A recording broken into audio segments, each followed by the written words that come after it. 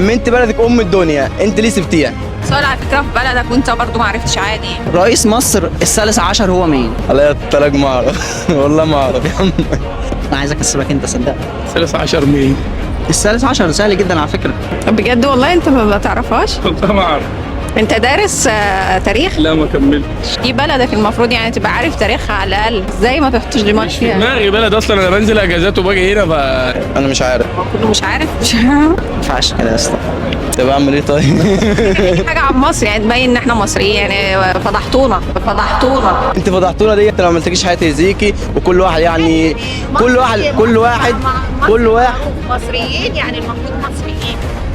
المفروض مصريين ان انا عارفين بلدهم، احفظ يعني الحضاره. انتوا ام الدنيا، يعني بلدكم ام الدنيا، تبقى عارف بلد ام الدنيا، تبقى عارف كل حاجه.